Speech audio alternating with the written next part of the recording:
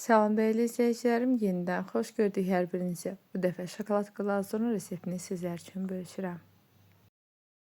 Dəstək üçün kanalıma abunə olub fikirlərinizi qeyd etməyi unutmayın. Glazuru hazırlamaq üçün mənə lazım olacaq. Mən 2 porsiyon reseptini hazırlayıram. İstər 1, istər 2 porsiyon siz də hazırlaya bilərsiniz. 4 xörək qaşığı kakao, 1 təpələmə dolu stəkan şəkər tozu, 2 xörək qaşığı qarğıdalı nişastası, 2 çay qaşığı un. Quru ərzaqları birlikdə yaxşıca qarışdırmaq lazımdır. Qarışdırandan sonra digər ərzaqları sırayla əlavə edəcəm. Qeyd etdiyim kimi ərzaqları 2-yə vurub mən hazırlamışam. Bir ölçünü miqdarını açıqlama bölməsinə qeyd edəcəm. Baxıb oradan siz də hazırlaya bilərsiniz.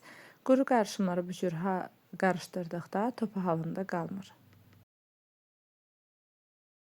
Ərzaqları qarışdıqdan sonra üzərinə 2 stəkan süd əlavə edirəm və yenidən qarışdırıram. İlk öncə kənarda bu cür qarışdırdıqdan sonra qazın üzərinə yerləşdirib orada da bu işləmi davam etdirəcəm. Qazın üzərinə yerləşdirirəm və orta ateşdə bişirməyə başlayıram. Əlimi çəkmirəm, bu cür qarışdırıram qatılaşana kimi. Və gözləmək lazımdır ki, dip hissədə bərkimə əmələ gəlməsin. Əgər dip hissəyə yapışarsa, o zaman qazın xodunu azaltmaq lazımdır. Artıq südüm isinib və yavaş-yavaş bişirməyə başlayır. Yoxlayıram. Dibinə artıq yapışmağa başlayır. Bunun üçün qazın xodunu ən aşağı xoda gətirirəm və qarışdırıram.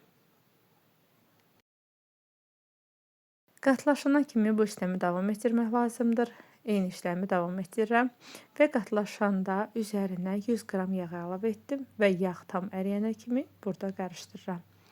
Daha sonra qazın altını söndürəcəm. İstənilən yağdan istifadə edə bilərsiniz. Gördüyünüz kimi soyuducuya baxdım və məndə yağ bitmişdi. Ona görə 2 rəngli oldu. Və yağ əriyənə kimi qarışdırdım. Daha sonra qazın altını söndürürəm və kənarda soyması üçün gözlədirəm. Ara bir qarışdırmağı unutmayın. İnşallah ki, bəyənərsiniz. Bəyənsəniz kanalıma abunə olub fikirlərinizi qeyd etməyi unutmayın. İstəkdən asılı olaraq içərisinə vanil əlavə edə bilərsiniz. O zaman daha ətirli və gözəl olacaq. Bu cür artıq hazırdır və qazın üzərindən mən bunu götürürəm və kənarda soyması üçün gözlədəcəm. Kənarda biraz gözlədirəm və görürsünüz artıq başlayır soymağa, soyuducuya qatılaşacaq. Qatlığı seçmək sizdən asılıdır. İstər daha qatı və yaxud daha duru götürə bilərsiniz. Daha tez soyması üçün başqa bir qaba əlavə edirəm. Başqa qaba əlavə etdikdən sonra ilk öncə otaq temperaturuna gözlədirəm. Tam soyuyandan sonra soyuducuya yerləşdirə bilərsiniz. İstəkdən asılı olaraq vanil əlavə edin. Daha ətirli və gözəl olacaq. Videoların davamını gəlməyini istəyirsinizsə, o zaman rəy bölməsinə fikirlərinizi qeyd etməyi unutmayın. İnşallah ki, videomu bəyəndiniz. Hələlik növbəti görüşlərə dək.